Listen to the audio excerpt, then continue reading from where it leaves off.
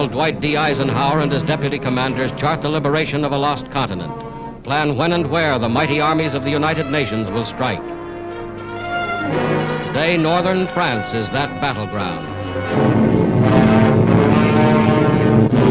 Into the building of their defense system, the so-called West Wall, the Nazis poured the slave labor of conquered nations. Pictures made by the Germans themselves to impress their satellites with the strength and invincibility of their fortifications.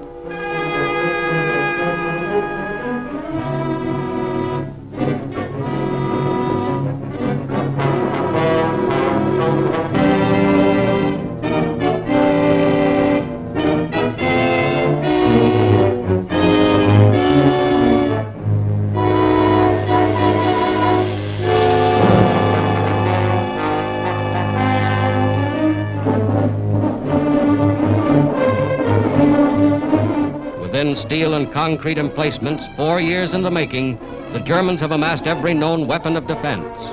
Whether those weapons are enough to stop the Allied onslaught will be proven in the struggle that lies ahead.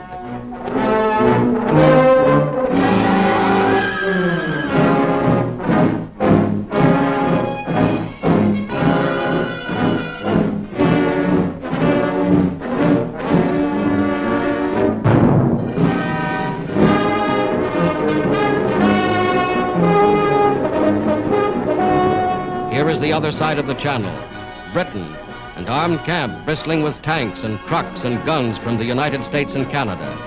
Here is the fruition of 4 years of planning and production. Here is a glimpse of England as the Allied armies awaited D-Day.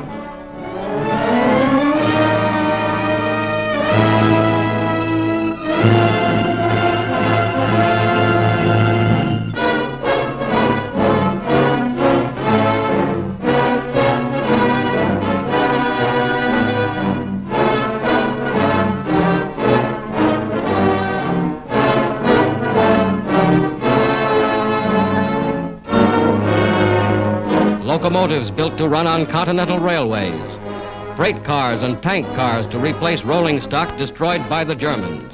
All this and more is included in the gigantic preparation for invasion. Here is something of the gigantic naval armada assembled to transport the Allied armies across the English Channel.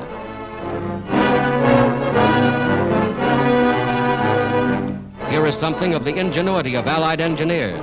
Assault boats and invasion barges launched directly from the decks of the ships that brought them to England.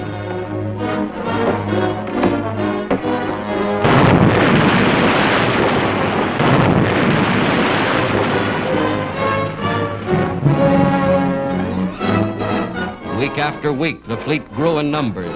Steel ships of every description, ships expressly designed and constructed for the mission upon which soon they were to embark.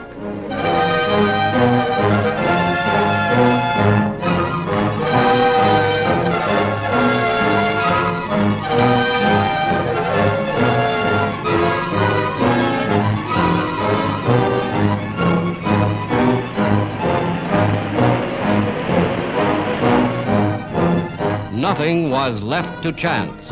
Every loading operation was rehearsed and timed in advance. Every soldier knew his station.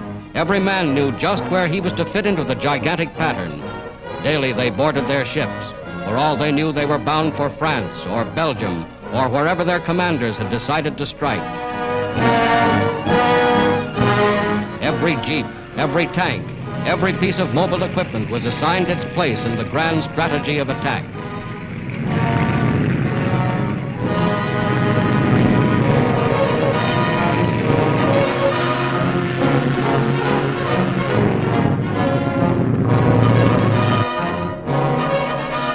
Then on the 5th day of June, 1944, just as you see them here, a fleet of more than 4,000 ships put out from England. This was D-Day, 4th anniversary of the Battle of Dunkirk, and the Allied armies were striking back.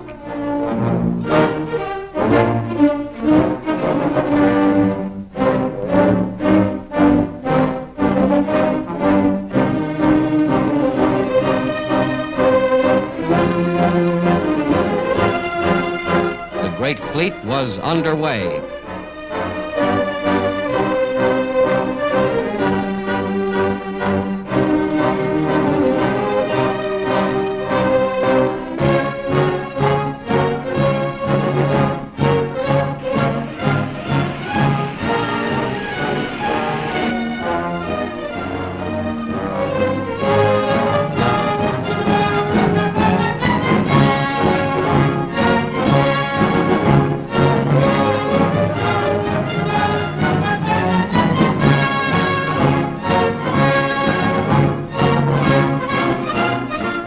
of June 6th, this was the battleground.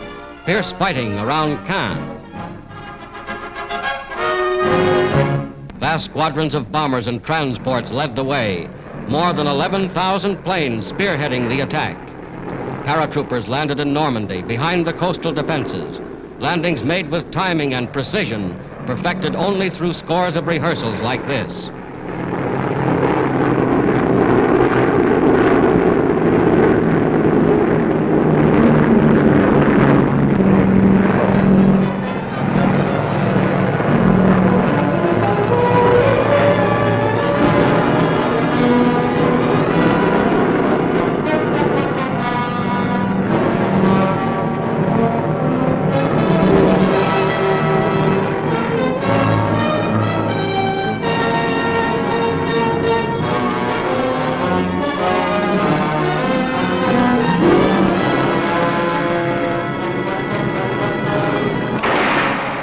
Barges approach shore ready for instant action. Some bearing artillery and rocket guns already opening fire.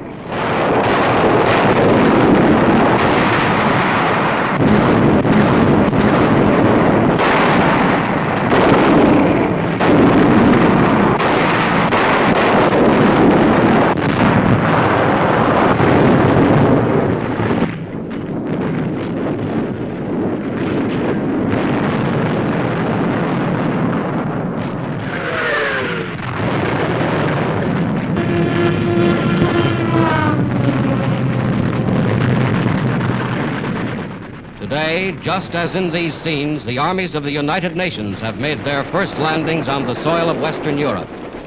Another of the great decisive battles of world history has been joined. This is the day for which free people long have waited. This is D-Day.